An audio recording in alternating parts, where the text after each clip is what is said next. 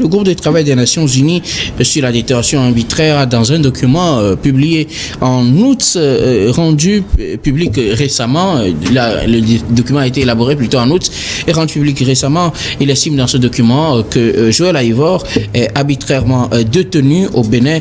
L'homme avait été condamné par la Cour de répression des infractions économiques et du terrorisme CRIET au Bénin pour 10 ans en décembre 2021.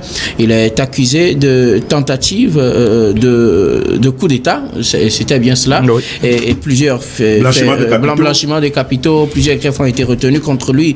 Certains ont estimé que c'était pour des faits politiques, pour ses positions politiques, et d'autres estimaient que c'était vrai qu'il préparait un coup d'État pour renverser les institutions du Bénin. Mais selon ce groupe d'experts, l'homme a été arbitrairement détenu. Sa détention serait donc arbitraire parce qu'il n'aurait pas bénéficié de tous ses droits lors du procès, selon ce groupe d'experts de l'Organisation des Nations Unies. Nous en parlons avec nos invités. Encore une affaire de coup d'État qui, jusque-là, ne fait toujours pas l'unanimité. On vient de quitter celui du Bénin, et du Burkina et du Mali. Pasteur, que pensez-vous de ce rapport des experts de l'Organisation des Nations Unies sur le cas Joël Aïvor au Bénin? L'Afrique, arrestation, détention, emprisonnement. C'est vrai que dans les autres pays aussi, il y a ça. Il y a dans les pays, dans les grandes puissances, il y a quand même des emprisonnements. Mais l'Afrique bat le record. L'Afrique bat le record. Et surtout en politique. Joël Aïvor est connu, c'est une figure académique importante. Il est professeur de droit constitutionnel, reconnu pour ses critiques envers le pouvoir du Bénin. Et donc, ces années ont commencé parce qu'il a été candidat. Quand il a annoncé sa candidature pour les élections, ces années ont commencé jusqu'à ce qu'il soit arrêté pour blanchiment de capitaux et atteinte à la sécurité de l'État béninois. Et beaucoup d'hommes, de femmes, sur le plan national et international, ont réagi par rapport à la personnalité de Joël Aïvor. C'est vrai, il ne s'est pas servi de ça, de son statut de professeur de droit constitutionnaliste pour faire quoi que ce soit. Mais beaucoup disent qu'il ne pouvait pas, c'est-à-dire, tel qu'on le connaît, il ne peut pas aller sur ce terrain d'atteinte à la sécurité, à la sûreté de l'État. Et donc, du coup, il est devenu l'homme politique, qu'on le veuille ou pas. Aujourd'hui, il est en prison, mais c'est comme si il est prisonnier particulier du gouvernement béninois. Comment ça? Oui, mais parce que... Alors vous faites deux poids, deux mesures. Parce que on sent sa personnalité, on sent ce qu'il développe, l'idée qu'il développe, et surtout en Afrique, on sait que dès que vous dérangez le pouvoir en place, et qu'on sait que demain, dès que vous vous présentez à une élection, vous pourrez déranger, vous pourrez faire score honorable. Bon, ce qui arrive souvent, c'est atteinte à la sûreté de l'État. Dans les pays francophones, surtout, c'est les gens. Et ça fait très mal. Bon, donc, aujourd'hui, le groupe de travail des experts des Nations Unies, en termes de droits de l'homme, ont jugé arbitraire sa détention. Et ils ont mis dans ce qualificatif de la situation, il n'a pas eu, dans sa défense, il n'a pas eu tous ces droits n'ont pas été respectés. C'est vrai quand même que ce groupe des Nations Unies, il faut que les téléspectateurs le sachent, c'est un groupe qui est mis en place, qui donne des recommandations, des avis par rapport aux détentions qu'ils jugent arbitraires. Et puis des fois même des détentions arbitraires dans les pays, pas seulement les pays africains, dans les pays africains, mais de par le monde entier. Et donc leurs recommandations ne sont pas contraignantes. Ils donnent leur avis et puis ils demandent que l'intéressé soit libéré pour n'avoir pas bénéficié de tous ces droits, Et donc, la situation, elle est telle. Et moi, j'avoue quand même que par le passé, ils ont beaucoup fait de travail, ils ont fait des recommandations qui n'ont jamais été tenues, qui n'ont jamais été prises en compte. Maintenant, leur sortie peut titiller un peu le gouvernement béninois, c'est que, puisque c'est des pays qui vont souvent à l'examen périodique à Genève pour l'évaluation des droits de l'homme, et c'est à ce niveau qu'on coince un peu les pays par rapport à ces recommandations. Vivement que Joël Aïvo soit libéré. C'est de ça il s'agit, puisque c'est Talon qui a la manette, c'est lui qui a le pouvoir aujourd'hui de glacier, puisqu'il est condamné. De glacier condamné à 10 ans. Joël Aïvon. Et c'est ça même qui fait la grandeur d'un homme. Personne ne dit que le coup d'État qui a eu, la tentative qui a eu, que ça soit vrai ou pas, personne ne saurait le dire. Mais les gens émettent toujours le doute par rapport à ce coup d'État. Parce que ce qu'on aurait trouvé chez le professeur, ça ne fait pas 5 millions. Je ne sais pas si ça faisait 5 millions. Ce qu'on a trouvé chez lui, ça ne fait pas 5 millions. On l'accuse de monter un coup d'État à 1 900 000. Bon, si c'est ça, c'est avec ça qu'il va faire le coup d'État. Est-ce qu'on a trouvé? Ce n'est pas l'argent là, avec ça on fait le coup d'État, mais il faut aussi des moyens matériels. Il faut aussi des hommes pour le faire. Est-ce que c'est ça? Donc c'est un peu ça le doute qui plane sur cette tentative de coup d'État. Mais vivement, ce qu'on peut souhaiter, que ça soit faux ou pas, avec ces recommandations, que le président Talon puisse libérer Joël Aïvon et le laisser continuer ses activités. Moi, c'est mon souhait en tant que défenseur des droits de l'homme. Sinon, si les Nations Unies, si le groupe de travail des Nations Unies avait un statut contraignant, mais ça allait autre chose. Mais ce n'est pas le cas. Mais ce qu'on leur demande, il y a des cas pires de par le monde aujourd'hui. C'est vrai que ce qui se passe au Bénin, ça les concerne, mais il y a des cas pires aujourd'hui où on tue les gens au quotidien. On les attend aussi là pour se prononcer. Voilà moi ce que je peux dire par rapport si le professeur Joël Aïvon nous suit depuis sa prison, je lui fais un coucou spécial. Ça me serait difficile. Merci beaucoup à vous, pasteur Robert Kassiga. Un groupe d'experts s'est prononcé sur la détention. J'espère qu'il est d'accord avec moi. Joël Aïvon. Tu es d'accord avec moi? Je pense que ce groupe des Nations Unies doit être, je ne sais pas. C'est un Israël. Non, c'est un groupe à dissoudre. Pourquoi? Il faut dissoudre ce groupe-là. Pourquoi? Parce qu'ils ont dit qu'une détention est arbitraire. Pour un truc jugé à l'interne, eux, ils ne peuvent pas se réunir dans une chambre climatisée. Non. Et là où il y a plus d'atrocités, est-ce qu'ils peuvent envoyer cette recommandation à Netanyahou? Est-ce qu'ils peuvent envoyer ça au président américain? Non, ils ne le feront jamais. Bien sûr. Ils ne le feront jamais. Est-ce qu'ils l'ont même fait? Quand l'Afrique du Sud a porté cette affaire au niveau de la CPI, on a vu la réaction de tous ces pays-là. Ceux qui zigouillent chaque jour, chaque minute, on leur dit rien. Et c'est là où quelqu'un qui se dit très lettré, professeur en droit constitutionnel, qui a dit publiquement devant les Béninois que lui, il va organiser une insurrection et exploser la loi électorale. Vous croyez que la guerre vient d'abord de la bouche? La Bible l'a dit. La Bible a dit que la langue, elle est petite, mais elle provoque des étincelles. Quand vous dites devant les gens que lui va organiser des insurrections, il va exploser la loi électorale, c'est déjà plus qu'un coup d'État. C'est aussi ça la réalité.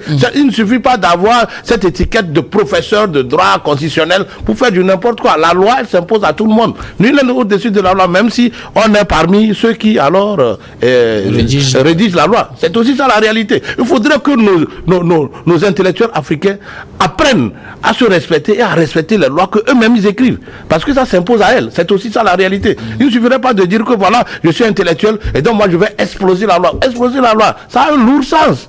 Or, qu'est-ce que l'État a? L'État a toujours besoin de tranquillité dans... Joël Aïvon n'appartenait pas à un parti politique. Or, la loi électorale demandait à ce que vous appartenez à un parti politique et que ce parti politique soit représenté à l'Assemblée nationale pour avoir le parrainage. Sauf que Patrice Talon même a déposé sa candidature. On n'était pas dans ce contexte. Le nouveau contexte demandait qu'on ait des députés. Il est venu. Il est venu, maintenant il impose autre chose. Mais non, c'est autre chose. Mais situons-nous dans le contexte de Joël Aïvon. Monsieur le Président, c'est la manière impersonnelle de faire la loi. Moi, je dis, prenons le contexte précis dans lequel Joël Aïvo a voulu aller aux élections. Tu as dit, tu ne vas pas aller... Tailler sur mesure. Non, tailler sur mesure. Pas tailler sur mesure. La loi, la démocratie, c'est la dictature des lois. N'avait pas respecté. La démocratie, c'est la dictature des lois. C'est la dictature de la majorité. La majorité a pris cette loi électorale qui pouvait être peut-être aménagée si l'autre, Éric Houndété, n'a pas alors renoncé à sa signature. Talon a voulu que cette loi soit améliorée. Mais quand ils ont trouvé le consensus entre eux-mêmes, les deux groupes, c'est-à-dire que les mouvanciers et puis mais Éric Houndété a finalement renié sa propre signature qui devait permettre à ce que cette loi soit revue. Mais maintenant, quand je veux aller à une compétition et que je connais la règle, je ne suis pas d'accord avec la règle, je ne vais pas. C'est aussi là, leur faute. Il faut reconnaître, je ne veux pas... C'est parce qu'il a été candidat ou il a annoncé sa candidature? Non, pas...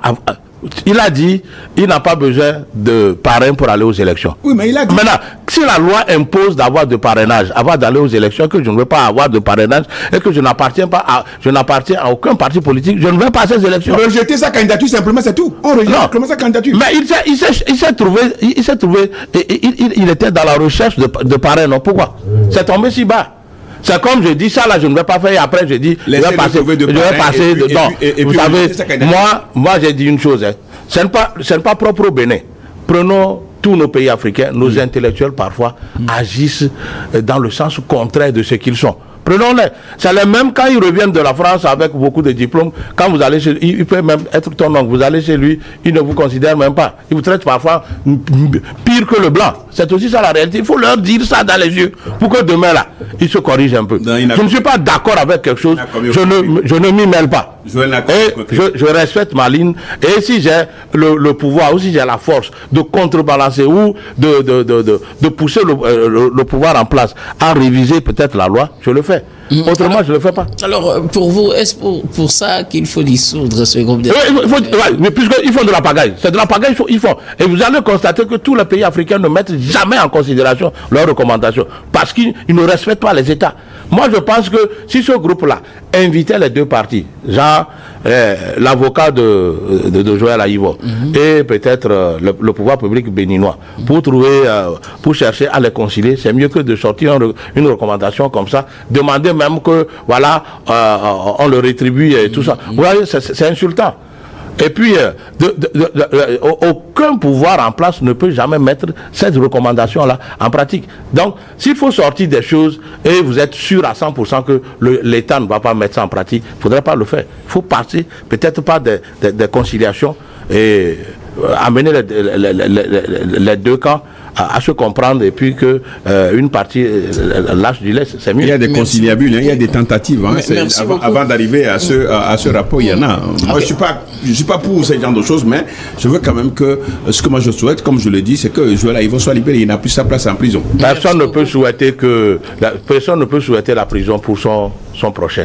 La prison, c'est la mort. On ne peut pas souhaiter la prison pour son prochain. Donc, mais c'est la manière de faire de ce groupe d'experts là, de ces soi-disant experts que moi je n'apprécie pas. Un État est à respecter. Nos États ne sont pas... Merci beaucoup. L'ONU a mieux à faire pour calmer le monde. Merci beaucoup. On est d'accord. Je suis d'accord avec toi. Vous n'en rajoutez pas, s'il vous plaît. Je suis d'accord avec lui là. Que pensez-vous de cette situation, de ce rapport des experts de l'Organisation des Nations Unies qui remet en doute le procès de Joël Aïvo? Et enfin, les deux protagonistes me laissent la parole. Enfin. Et enfin. Faut intervenir. Tu as la parole. Non, il faut dire, j'aimerais répondre à M. Akwete que même pour la deuxième élection de Patrice Talon en 2021, il s'est présenté en tant que candidat indépendant. Ouais. Même s'il avait deux partis politiques, ce sont ces deux partis politiques qui pesaient mieux sur l'échiquier national. Pourtant, c'est lui qui avait dit que sans parti politique, vous ne pouvez pas aller à une élection au Bénin. Donc ça déjà, c'est une violation des textes. Ouais. Et il faut le reconnaître. Il n'a pas été présenté devant la Criette pour aller en prison pour ça. Monsieur Joël Aïvo, c'est vrai, il a dit qu'il va exploser la loi électorale. Il y a des manières juridiquement reconnues d'une façon légale d'exploser une loi. Créer juste une masse critique pour contester cette loi, je pense que l'Assemblée nationale va se réunir rapidement pour changer cette loi. Et c'est ce qui arrive dans plusieurs pays. Comme et c'est le cas de la République démocratique du Congo. Exactement. Donc, c'est une affaire juridique qui est beaucoup plus légale, mais ça a été interprété d'une manière ou d'une autre. Il faut dire que il a été accusé de complot pour tentative à la sûreté de l'État. Avec Madame Riké Madougou, Madame Riké Madougou a été condamnée pour 20 ans, mais quelques jours avant, je pense 1 ou 2 jours avant, Monsieur Joël Aïvon a été condamné pour 10 ans et avec une amende de 50 millions de francs CFA. Lors de ce procès, on lui posait la question simplement de savoir où est-ce qu'il a trouvé de l'argent pour candidater. Où est-ce qu'il a eu de l'argent pour payer la caution. Est-ce que avoir l'argent pour payer la caution, c'est un crime au Bénin? Ça m'étonne. Et comment on peut financer un coup d'État à 1 900 000 francs CFA avec un colonel retraité qui n'est même plus aux affaires? Donc, ce sont des cas quand même qui ont suscité beaucoup d'indignation, de critiques. Mais la criette reste la criette. Il a été arrêté, il a été condamné, il a été emprisonné, mais dans des conditions vraiment atroces. Et c'est ce que ce groupe a dénoncé aussi en partie, que les conditions de détention de M. Joël Aïvon n'étaient pas vraiment correctes. Quelles sont ces conditions? Monsieur Akwete, vous savez... Non, expliquez aux téléspectateurs les conditions dans lesquelles Joël Aïvon a été emprisonné. Vous savez bien avec moi qu'il n'est pas la première personne à être présentée à la criette, à être arrêtée. Non, vous parlez de ces conditions de détention. Oui. Quelles sont ces conditions-là? Les conditions d'arrestation et les conditions de détention de M. Joël Aïvon. De son procès qui ne va pas bénéficier de tous ces droits. Ils ont évoqué aussi la question de la détention. Ça fait partie des éléments qu'ils ont portés contre ce jugement. Mais au-delà, il faut dire que cette commission n'a pas quelque chose de contraignant.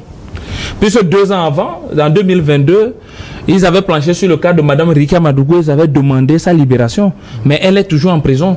Donc c'est vrai, ce sont des organisations subsidiaires de l'ONU qui font des recommandations, mais qui n'ont rien de contraignant.